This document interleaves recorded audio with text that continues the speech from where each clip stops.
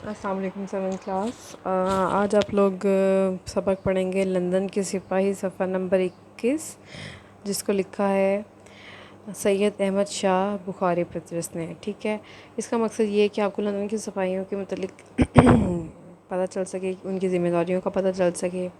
میں اس کی ریڈنگ کر رہی ہوں۔ یہ لکھتے ہیں، تم نے کسی کتاب یا بائسکوپ میں لندن شہر کی تصویر ضرور دیکھی ہوگی۔ دنیا کا سب سے بڑا شہر ہے۔ صبح سے آدھی رات تک بازاروں میں گاڑیوں اور موٹروں کا تانتا لگا رہتا ہے۔ تانتا، رش، ہجوم۔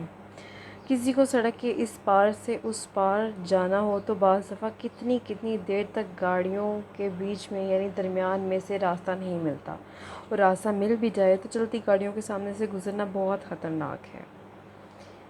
چوراہوں یعنی چوک پر تو اور بھی مصیبت ہوتی ہے۔ وہاں کوئی انتظام کرنے والا نہ ہو تو روزانہ کئی گاڑیاں آپس میں ٹکرا جایا کریں۔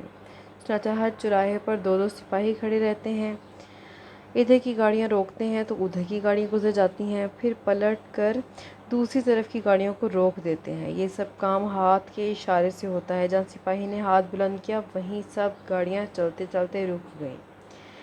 کسی کو سڑک کے پار جانا ہو تو وہ سپاہی سے کہہ دیتا ہے، سپاہی گاڑیاں روک کر اسے صحیح سلامت دوسری طرف پہنچا دیتا ہے۔ ننھے بچے سڑک کے کنارے کھڑے سپاہی کو اشارے سے کہتے ہیں کہ ہمیں دوسری طرف جانا ہے۔ سپاہی اشارے سے سب گاڑیاں روک کر بچے کے پاس آ جاتا ہے۔ بچہ اس کی انگلی پکڑے بغیر کسی خطرے کے دوسری طرف پہنچ جاتا ہے۔ جوان آدمی تو خود ہی دیکھ کر راستہ نکال لیتے ہیں پھر اور پھلانگتے ہوئے گاڑیوں کے بیچ میں سے گزر جاتے ہیں، لیکن اگر سپاہی نہ ہو تو بچوں اور بوڑھوں کے لیے ایک طرف سے دوسری طرف جانا ناممکن ہو جائے۔ ایک دفعہ ایک بطخ اپنے بچوں کو ساتھ لیے سڑک کے ایک طرف کھڑی تھی۔ سپاہی نے دیکھا تو سمجھ گیا کدھر جانا چاہتی ہے۔ اشارہ دے کر گاڑیوں کو روک دیا۔ ڈرائیوروں نے بریکیں لگا لیں۔ جو موٹر جہاں تھی وہیں رک گئی۔ چوراہے کے چاروں طرف ٹھٹ کے ٹھٹ لگ گئے۔ ٹھٹ کہتے ہیں ہجوم کو، رش کو، تو یعنی رش لگ گیا، رش ہو گیا۔ راہ چلتے بھی تماشا دیکھنے ٹھہر گئے، یعنی کہ جو لوگ راستے میں چل رہے تھے وہ بھی رک گئے دیکھنے کے لیے۔ بطخ اپنے بچوں سمیت مٹکتی مٹکاتی یعنی بڑے انداز سے سڑک کے بیچ میں سے یوں گزر گئی کہ کسی ملکہ کی سواری بھی اس شان سے نہ گزری ہوگی۔ لندن کے سپاہی دنیا بھر میں مشہور ہیں۔ لندن کی پولیس میں 6 فٹ سے کم کے آدمی کو بھرتی نہیں کرتے۔ یہ اپنے کام میں اس قدر طاق ہوتے ہیں، اس قدر یعنی بہت زیادہ طاق ماہر، کہ اور ملکوں کے لوگ اپنے سپاہیوں کو کام سیکھنے کے لیے ان کے پاس بھیج دیتے ہیں۔ پردیسیوں اور ناواقف یعنی جن سے واقفیت نہیں، جان پہچان نہیں ہے، کی تکلیف رفع کرنے کے لیے ہر وقت تیار رہتے ہیں۔ تکلیف یعنی کوئی پریشانی رفع کرنا، دور کرنا، ہٹانا۔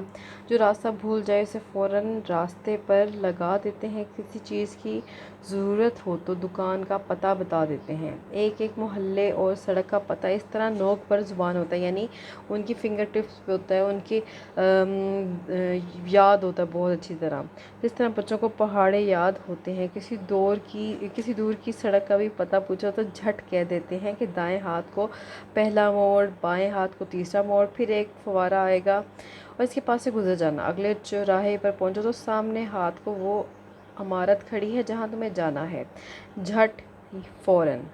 ڈاکٹروں اور دوائی کی دکانوں کے پتے تو ان کو خاص طور پر یاد ہوتے ہیں۔ یہ ساری ان کی کوالٹیز بتائیں اس نے۔ ایک دفعہ میں لندن شہر میں اپنے گھر سے بہت دور نکل گیا۔ اوپر سے شام ہو گئی، میرا گھر وہاں 8 سے 10 میل دور تھا۔ موٹریں وہاں چلتی نہ تھیں، ٹرین میں آنے کے لیے ٹکٹ کے پیسے جیب میں نہ تھے۔ پہلے تو میں بہت گھبرایا کہ اب کیسے گھر پہنچوں گا، پیدل چلوں تو چلتے چلتے سویرا ہو جائے گا، یعنی صبح ہو جائے گی۔ کچھ سمجھ میں نہ آیا تو ایک سپاہی کے پاس پہنچا، اس سے اپنا حال بیان کیا۔ اس کی شرافت دیکھو کہ نہ جان نہ پہچان، یعنی وہ اس کو جانتا نہیں ہے، ٹکٹ کے پیسے مجھے ادھار دے دیے۔ میرے دل پر اس کی شرافت کا بہت اثر ہوا۔ میں نے اس سے کہا، تم کہو تو میں اپنا نام اور پتہ تمہیں بتاتا جاؤں۔ ہنس کر کہنے لگا، تم بڑے بے وقوف ہو، تمہارے پتے کو لے کر میں کیا چاٹوں گا؟ تمہیں چاہیے کہ تم میرا پتہ لکھ لو، گھر پہنچ کر پیسے بھجوا دینا۔ میں بہت نادم ہوا، نادم یعنی شرمندہ۔ اس کا پتہ میں نے لکھ لیا اور دوسرے دن شکریہ کی چٹھی اور انعام کے ساتھ اس کی رقم اس کو واپس بھیج دی۔ یہ سپاہی جہاں مصیبت زدہ لوگوں کی مدد کرنے کو تیار رہتے ہیں، وہاں چوروں اور چکوں یعنی جو سامان لوٹتے ہیں کہ جانی دشمن ہوتے ہیں۔ کوئی شخص کسی محلے میں بغیر کسی مطلب کے ادھر ادھر ٹہلتا پایا جائے تو اسے ٹہلا دیتے ہیں یعنی بھگا دیتے ہیں، یا کسی دوسرے کے مکان کے باہر بیٹھا ہو تو اسے جھٹ وہاں سے سرکا دیتے ہیں۔ سرکانا یعنی ہٹانا، بھگانا۔ رات کو ہاتھ میں بجلی کی بتی لیے یعنی لالٹن ٹائپ ہر مکان والوں کو اطلاع دیتے ہیں۔ راہ چلتے پہ شبہ یعنی شک ہو جائے تو اس کا پیچھا کر کے خوب اچھی طرح تسلی کر لیتے ہیں۔ ایک دفعہ رات کے 11 بجے میں ایک گاؤں کی سڑک پہ بانسری بجاتا ہوا جا رہا تھا، یعنی یہ میوزک جو منہ سے بجاتے ہیں، ایک بانسری ملتی ہے اس سے۔ یک لخت یعنی ایک ہی لمحے میں، اچانک اندھیرے میں ایک سپاہی میرے سامنے آ کر کھڑا ہو گیا۔ کہنے لگا، جناب کو معلوم ہونا چاہیے کہ یہاں کے لوگ سوتے بھی ہیں۔ آپ کی اس بے وقت کی شہنائی یعنی جو اس بانسری کی آواز تھی، اس باجے کا جو شور تھا سے ان کی نیند میں خلل پڑے گا۔ خلل کہتے ہیں رکاوٹ کو، بے ترتیبی کو۔ میں اس کا مطلب سمجھ گیا، یعنی اس کو سپاہی کی بات سمجھ آ گئی، اور اس کے بعد میں نے رات کو سڑک پر بانسری کبھی نہیں بجائی۔ غرض کہ ان کے ہوتے ہوئے لوگ اپنے اپنے گھروں میں سکھ کی نیند سوتے ہیں۔ سکھ یعنی سکون، اور دن کو بازاروں میں بے خطر چلتے پھرتے ہیں، بے خطر، بغیر کسی خوف کے، بغیر کسی ڈر کے، بغیر کسی خطرے کے۔ لندن والے بھی ان کا کہا مانتے ہیں اور ان کی عزت کرتے ہیں۔ مسافروں اور بچوں اور بوڑھوں کے لیے تو یہ انسان نہیں، فرشتے معلوم ہوتے ہیں۔ جس کسی کو ذرا سی بھی تکلیف ہو، سپاہی کو دیکھتے ہی ان کی جان میں جان آ جاتی۔ جان میں جان آنا محاورہ یعنی سکون مل جانا، تازہ دم ہو جانا۔ لندن میں مشہور مقولہ ہے، یعنی بات ہے، ایک سینگ مشہور ہے، جب بھی تمہیں کوئی بات پوچھنی ہو تو پہلے سپاہی سے پوچھو۔ سپاہی کو ولایت کے یعنی پردیسی ہونے کے، باہر کے یورپی کنٹریز، ولایت کے لوگ لاڈ سے یعنی پیار سے بوبی کہتے ہیں، ان کا ایک شارٹ نیم ہے، بوبی کہتے ہیں۔ سپاہی بھی ان کی محبت کی قدر کرتے ہیں اور اپنی نیک نامی یعنی اچھی شہرت یعنی مشہوری، اچھی مشہوری پر حرف نہیں آنے دیتے، آنچ نہیں آنے دیتے، یعنی انہیں کوئی نہیں بدنام نہیں ہونے دیتے۔ اوکے، یہ تھی ہماری ریڈنگ۔ آئے اب ہم مشقی سوال کرتے ہیں۔ پہلا سوال دیکھیں آپ، اس کے 7 جز ہیں۔ جز نمبر 1، لندن میں سڑک پار کرنا کیوں مشکل ہوتا ہے؟ تو اس کا جواب ہم ریڈنگ کے دوران سب سے پہلے پڑھ چکے ہیں، تو آئیں دیکھیں۔ صفحہ نمبر 21، کسی کو سڑک کے اس پار سے اس پار جانا ہو تو یہاں سے لے کر چلتی گاڑیوں کے سامنے گزرنا بہت خطرناک ہوتا ہے۔ سب کو مل گیا؟ اس کے بعد دیکھیں سوال نمبر 2، جز نمبر 2، اگر لندن کے چوراہوں میں انتظام کرنے والے نہ ہوں تو کیا ہو؟ ہاں جی، شروع کے پیج میں ہی سیکنڈ پیراگراف، پہلی لائن، وہاں کوئی انتظام کرنے والا نہ ہو تو روزانہ کئی گاڑیاں آپس میں ٹکرا جایا کریں، یہاں تک۔ اوکے، جز نمبر 3 دیکھیں، لندن میں اگر کسی بچے نے سڑک پار کرنی ہو تو وہ کیا کرتا ہے اور اسے کون سڑک پار کرواتا ہے؟ ہاں جی، اسی پیج پہ جائیں دوبارہ، صفحہ نمبر 21، last paragraph, second last line, ننھے بچے سڑک کے کنارے کھڑے سپاہی کو اشارے سے کہتے ہیں کہ ہمیں دوسری طرف جانا ہے۔ سپاہی اشارے سے سب گاڑیاں روک کر بچے کے پاس آ جاتا ہے، بچہ اس کی انگلی پکڑے بغیر کسی خطرے کے دوسری طرف پہنچ جاتا ہے، یہاں تک۔ اس کے بعد دیکھیں جی چوتھا جز، لندن کے سپاہی دنیا بھر میں کیوں مشہور ہیں؟ صفحہ نمبر 22، سیکنڈ پیراگراف، اس کو آپ پوائنٹس میں لکھ لیں، 4 پوائنٹس بنا لیں۔ لندن کے سپاہی دنیا بھر میں اس لیے مشہور ہیں، ایک تو یہ اس لیے لکھ لیجیے گا اس کے ساتھ۔ پہلا پوائنٹ، لندن کی پولیس میں 6 فٹ سے کم کے آدمی کو بھرتی نہیں کرتے۔ دوسرا پوائنٹ، یہ اپنے کام میں طاق ہوتے ہیں، اس قدر کاٹتے ہیں۔ اس کے بعد تیسرا، پردیسیوں ناواقفوں کی تکلیف رفع کرنے کے لیے ہر وقت تیار ہوتے ہیں۔ چوتھا، جو راستہ بھول جائے اسے فوراً رستے پر لگا دیتے ہیں، یہاں تک 4 پوائنٹس بنیں گے، ٹھیک ہے۔ اس کے بعد دیکھیں جی، سپاہی نے مصنف کو رقم ادھار کیوں دی؟ کیونکہ اس کے پاس گھر واپسی کے لیے ٹکٹ کے پیسے نہ تھے، اس لیے اس نے سپاہی نے مصنف کو رقم ادھار دی، کیونکہ اس کے پاس گھر واپسی کے ٹکٹ کے لیے پیسے نہ تھے۔ ٹھیک ہے، سمجھ آ گئی؟ اس کے بعد دیکھیں چھٹا جز، مصنف نے رات کے وقت سڑک پر بانسری بجانا کیوں بند کر دی؟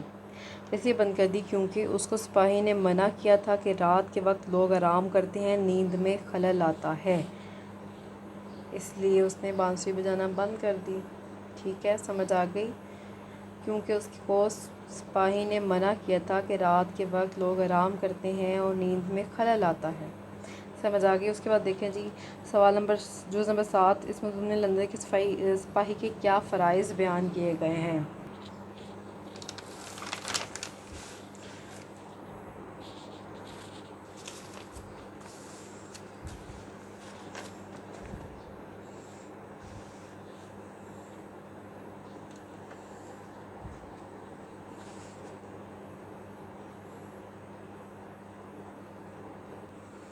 دیکھیں سوال نمبر 2 ہے، جس کے الفاظ معنی اور آپ لوگوں نے جملے لکھنے ہیں۔